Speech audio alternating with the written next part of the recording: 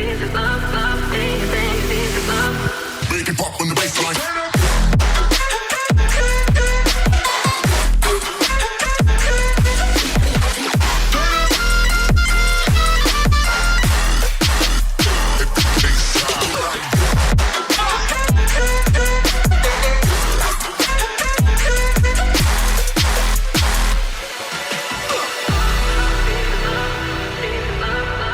Today, ladies and gentlemen, we are in something, in my opinion, is traffic. I can't leave. Today, we are in something that I find very special because I feel like you don't see a lot of this. So what we have here is a Infiniti G35 with the original VQ DE engine with 711 wheel horsepower. So this car is a really great journey. The owner, Ed, purchased this in 2013 and started with the basic bolt-ons, just like anybody really would in the tuner scene. First, he put on bolt-ons, made 275 wheel horsepower on pump gas. It was like, okay, that's fun. Better than stock, I guess. But then he moved on and then did a setup that made 435-ish wheel horsepower. Well, then he got used to that. So then he was like, you know what? My next goal is 500 horsepower. So then he ended up making 600 horsepower with this setup. And this is with a Garrett GTX Gen 2, big single turbo, and it sounds amazing. I'm totally a Gen 2 GTX fanboy of Garrett turbos because I actually have one on my 2JZ 240SX. 2J! I love the way they sound, I love the way they perform, and they have never let me down, ever. We also have Michelin PS4S tires, which is really good for putting down the power, but at the same time, you can drive them in the rain, and that's why I really, really like the PS4S. You have almost Pilot Super Sport performance, but you can drive it in the rain. It's not like a Toyota 888 where you're like, I gotta make it home somehow. We also got the CD009 transmission, manual gearbox. The last VQ powered G that I did that was fast with a single turbo was a G37 sedan, and that actually had an automatic gearbox in it. Whoa! Yo!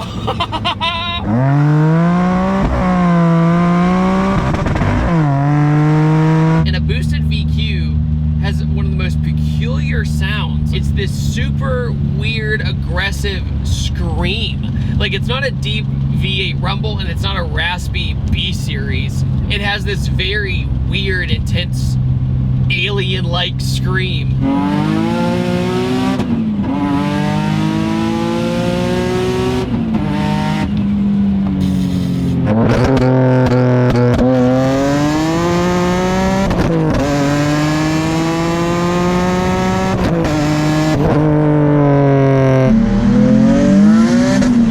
First time driving a G35 with a big single turbo, built motor with a kinetics intake manifold, and not being a 2JZ.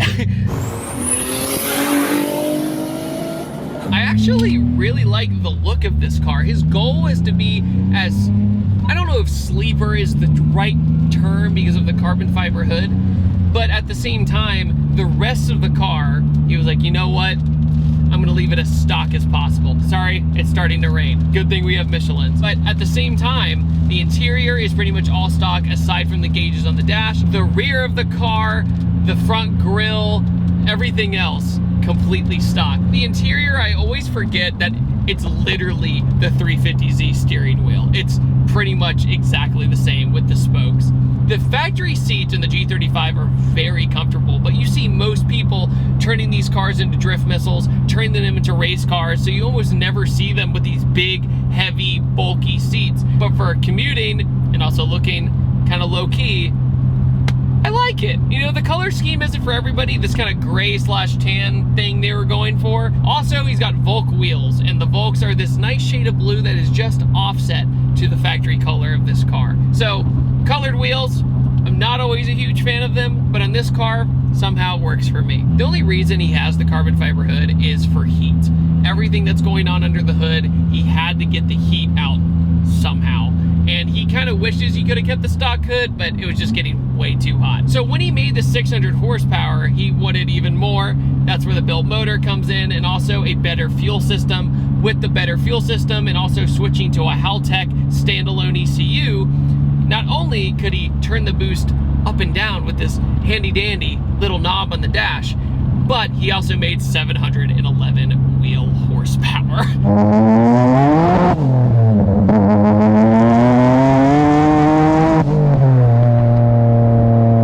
Guys, it hasn't rained all day, and as soon as I start this review, it starts pouring. Why? The more I complain about it, the worse it's getting. Well, as soon as I started talking again for this review. Are you kidding me?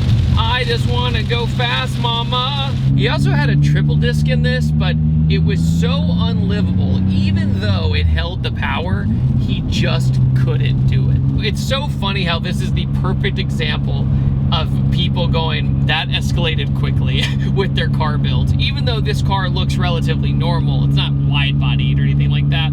It's very subtle, but it sounds really crazy when you get into boost. And at the same time, he went from 200 horsepower all the way to 700 wheel. And it's always interesting to see the potential of the VQ when you do it correctly. The problem is, in my opinion, you don't see too many people doing it correctly. Plenty of people who do nice bolt-ons and everything else, but when you get the straight pipe trumpets, that's when I'm signing out. Oh my goodness.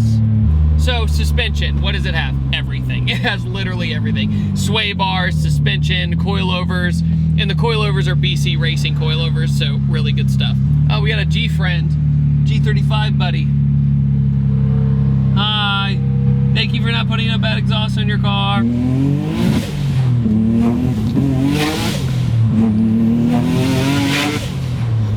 Whoa, I just got the whiff of corn right in the face. Dude, 85 cars are just, oh yeah, speaking of, it's on the E85. I know I said fuel system earlier, but to be clear, it's on the E85. I'm stuck. That locked my seatbelt that time around. Holy smokes. The owner of this car also had the Pulsar GTI-R I reviewed a couple years ago. But this, compared to that, completely different ballgame. The Pulsar GTR starts with a 4-cylinder SR20 turbo engine.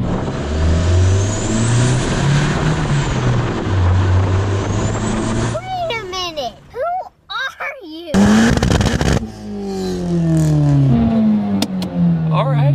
It's all-wheel drive, which is not very common for Nissans other than the GTR. It's a completely different experience because it's right-hand drive. The parts are harder to find. This, though, you can buy a G for under 10 grand most of the time, and the parts are readily available from our friends over at like Z1 Motorsports in Carrollton, Georgia. You have a plethora of options when you do a VQ Nissan build nowadays because they're so accessible. And this is a perfect example of going all the way, full tilt. As I drive, the only thing that gives this car away, like I said earlier, is the carbon fiber hood. It's the only thing. Oh, and the headlights. The headlights look really nice too. And with the PS4S's, I can corner. I can actually corner.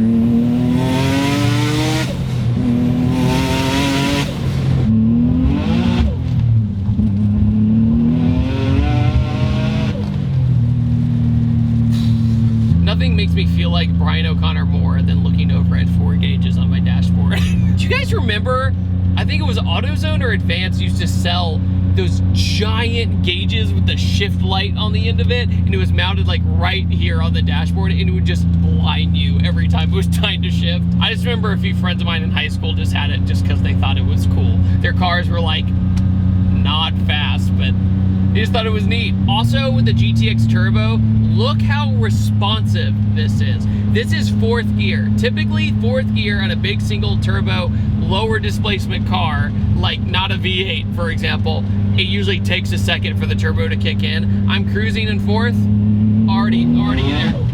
Yep, already there. If you did not notice, I just spun. The G35, the 350Z in a tuxedo. This proves to me that you can make a G35 all the way around a really solid car. I mean, I knew it could be good. I knew they could make power with the right parts, but I thought, oh, the chassis probably can't handle that. Even with the roads being a little bit slick, it's very impressive that the Michelins are even hooking up at all. But this car is super raw. When you get on it, it's a very raw experience. And you got to be ready. You have to be ready for the boost to kick in, and you need to put little tiny inputs in to keep the car straight. Is it as dramatic as something front wheel drive where you're doing this to keep it in a straight line? No, not at all. The car was also helped being built by Victory Motorsports in Loganville, Georgia, and they tuned the car, and the tune is serene and perfect. I have not had any hiccups, no breaking up, nothing like that, you know, that you would find on a car that, you know, wasn't supposed to be boosted.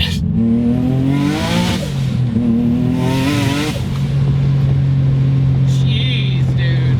Here comes the rain, do-do-do-do. Here comes the misery.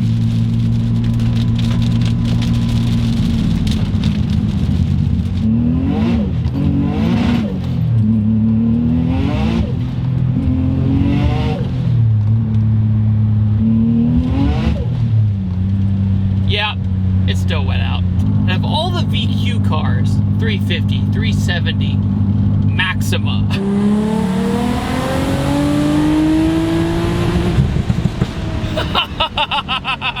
I can't stop laughing, dude. Which one is your favorite?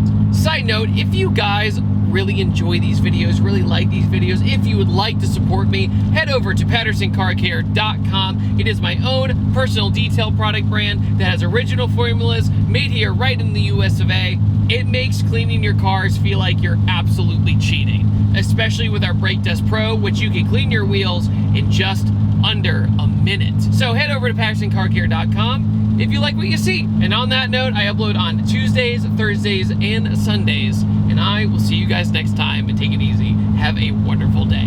Goodbye.